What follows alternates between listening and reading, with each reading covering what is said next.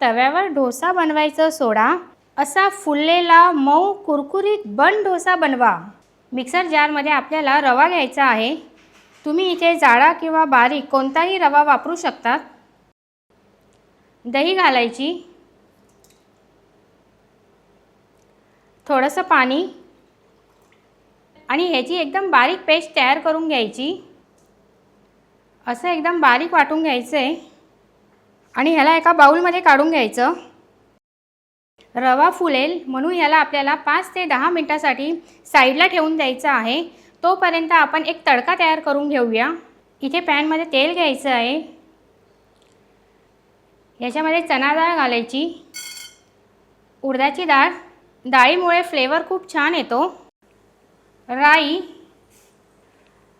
जिरं आणि डाळीला हलका गुलाबी कलर येईपर्यंत परतून घ्यायचं आहे। आता ह्याच्यामध्ये कांदा घालायचा, हिरवी मिरची, कढीपत्त्याची पानं कापून घालायची आहेत, हिंग आणि हे चांगलं परतून घ्यायचं। आपल्याला इकडे कांद्याचा कलर चेंज होऊ द्यायचा नाही आहे, फक्त तो थोडा नरम झाला पाहिजे एवढंच आपल्याला परतून घ्यायचं आहे। इथे कांदा चांगला आपला परतला गेलेला आहे। आता हे सगळं आपल्याला लगेच या रव्याच्या मिश्रणामध्ये घालायचं आहे। बारीक चिरलेली कोथिंबीर, चवीप्रमाणे मीठ आणि तांदळाचं पीठ घालायचं बाइंडिंगसाठी। आता हे आपल्याला चांगलं व्यवस्थित मिक्स करून घ्यायचं आहे। तुम्ही ह्याच्यामध्ये भाज्यांचा सुद्धा वापर करू शकतात। जर सकाळच्या गडबडीत बनवायचं असेल तर हे रव्याचं मिश्रण तुम्ही रात्रीसुद्धा बनवून ठेवू शकतात। इथे मिश्रण बघा घट्ट आहे, तर ह्याच्यामध्ये थोडंसं पाणी घालूया। सुरुवातीला जास्त पाणी घालायचं नाही, गरज वाटेल त्यावेळेस थोडंसं पाणी घालायचं। हे बघा असं मिश्रण आपल्याला तयार करून घ्यायचं आहे।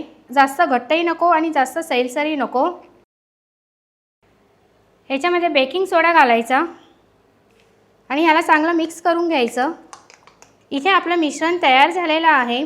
आता आपण बन डोसा बनवायला घेऊया। इथे आपल्याला तडका पॅन घ्यायचा आहे। या पॅनमध्ये तेल घालायचं आणि ह्याच्या चारी बाजूला तेल लावून घ्यायचं आहे आणि जे मिश्रण तयार केलेलं आहे ते ह्याच्यात घालायचं। जास्त घालायचं नाही, थोडंसंच घालायचं म्हणजे ते व्यवस्थित शिजतं। ह्याला आपल्याला मंद आचेवरती शिजवायचं आहे। चारी बाजूने व्यवस्थित तेल लावलं की हा खाली अजिबात चिटकणार नाही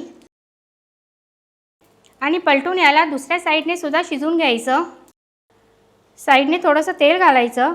इथे तेलाऐवजी तुम्ही तुपाचा सुद्धा वापर करू शकतात। दोन्ही बाजूने आपण याला मस्त शिजवून घेतलेला आहे। हे बघा मस्त टम असा फुगलेला आहे आणि हा तुम्ही कितीही दाबला ना तरीसुद्धा असाच फुगलेलाच राहील। दुसरा बनवताना परत थोडंसं तेल घ्यायचं आणि बनवलेलं मिश्रण घालायचं। आता असे सगळे आपण बनवून घेऊया। इथे मस्त असे फुललेले मऊ आणि कुरकुरीत बन डोसा बनवून तयार झालेला आहे। तर रेसिपी आवडली तर लाईक आणि कमेंट्स नक्की करा।